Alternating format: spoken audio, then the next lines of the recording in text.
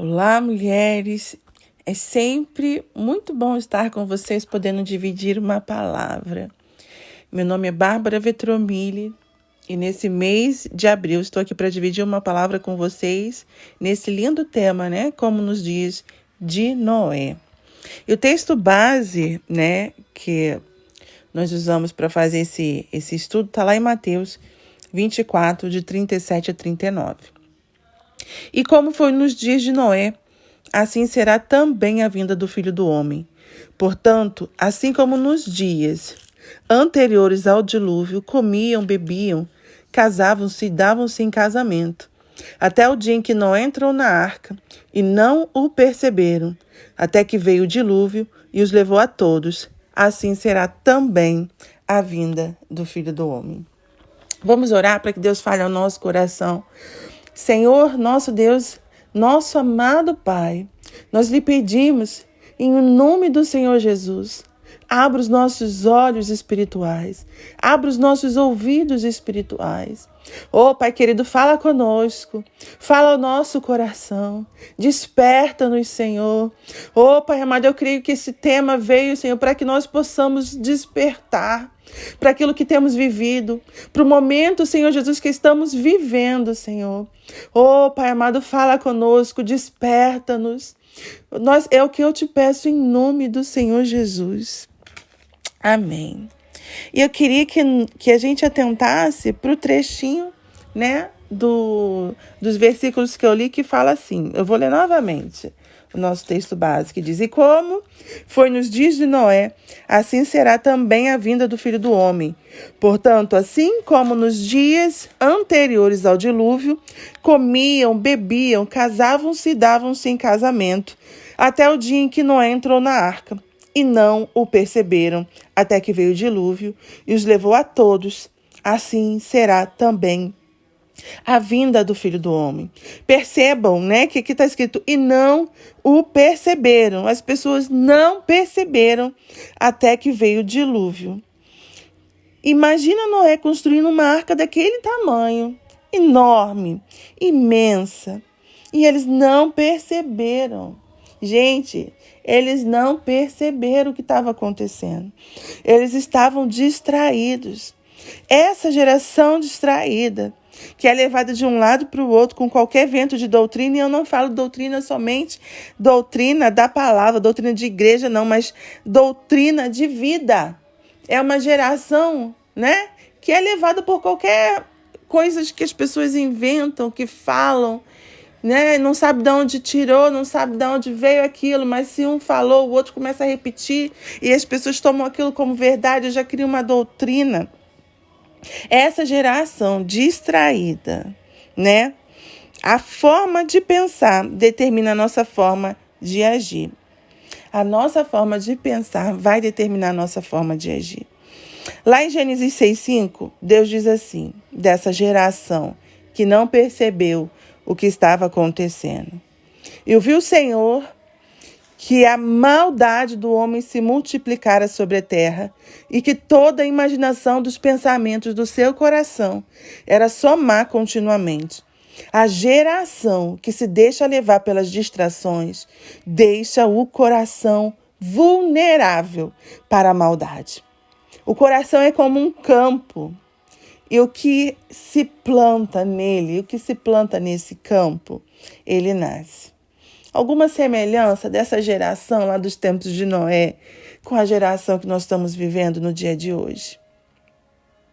Eu vejo muita semelhança. Mas então qual é o segredo? O que devemos fazer para não sermos assim? Para não estarmos distraídos?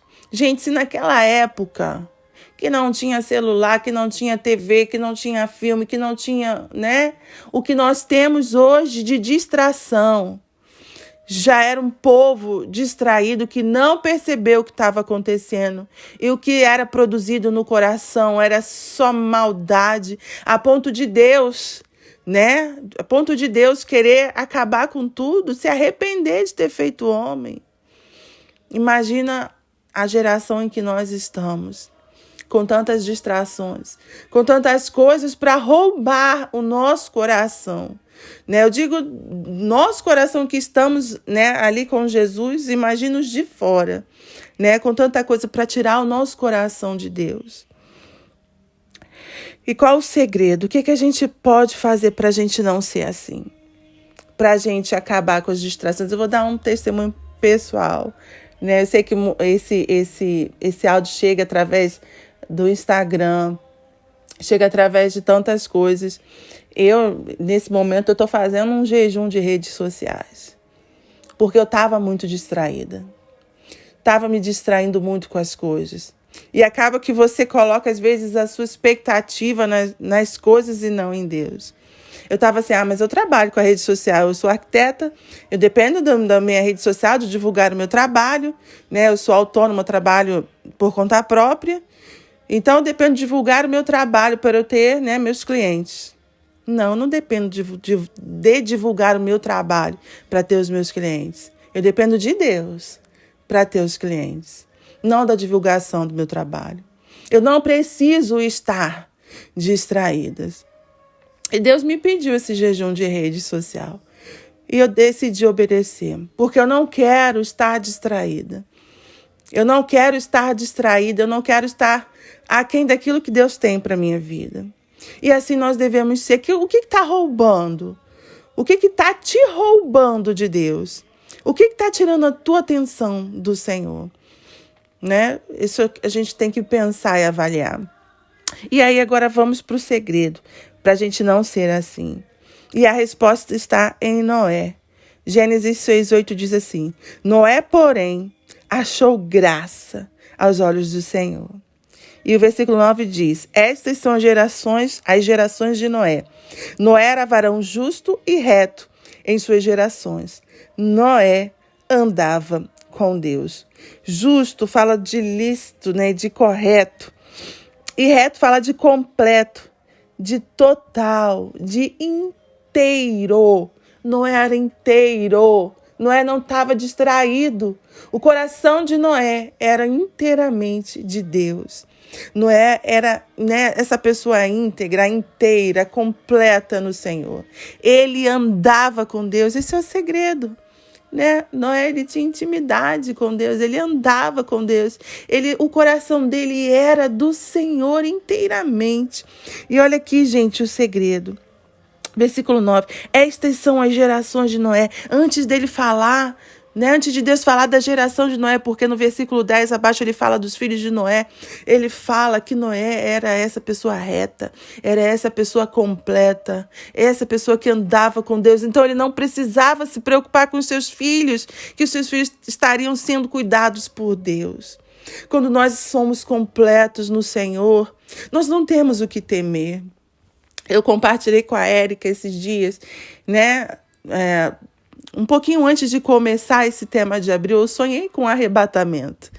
E eu tive um sonho, esse sonho foi tão real. E eu sei que eu estava no meu quintal, varrendo o quintal, e de repente, né, um clarão muito, muito, muito grande, assim. Ficou tudo muito, muito, muito, muito claro. E me veio uma paz. E no mesmo instante eu já não estava mais ali. Mas eu acordei assustada com esse sonho e logo me veio o pensamento da minha família. Meu Deus, mas tem tanta gente ainda. Tem alguns desviados, tem outros que ainda não são de Jesus. E, né, meu coração quis ficar preocupado. E aí veio esse estudo. Né? Quando o nosso coração é completo no Senhor, né? Quando nós somos inteiros e nós andamos com Deus, Deus cuida da nossa família. Quando nós não estamos distraídos, quando o nosso coração não está dividido, quando o nosso coração está inteiramente no Senhor, né? Deus cuida da nossa família. É só confiar nele, gente. É só andar com ele. Quando a gente anda com Deus, ele cuida de tudo. Né? E você pode falar, mas Noé ele devia ser um ser humano excepcional. A gente não atentou para o que falou o versículo 8. Noé achou graça. Ele achou graça diante do Senhor. Então, não é que ele fosse excepcional ou que ele não cometesse erros, mas o olhar de Deus para ele foi diferente. O olhar de Deus para ele foi um olhar com graça. E por que esse olhar gracioso em Noé? Porque o Noé, ele tinha um coração inteiro para com o Senhor. E que nós possamos nos alinhar com o Senhor. Tirar do nosso coração tudo aquilo que nos tira de Deus, né? Retirar do nosso coração toda distração. Retirar da nossa vida tudo aquilo que nos afasta do Senhor. E sermos essa pessoa inteira com Deus. Eu creio que tudo vai ser alinhado. E essa era a porção que eu tinha para compartilhar com vocês, irmãos. Eu espero que tenha sido bênção na vida de vocês, assim como foi na minha, esse estudo. Fiquem na paz do Senhor Jesus. Amém.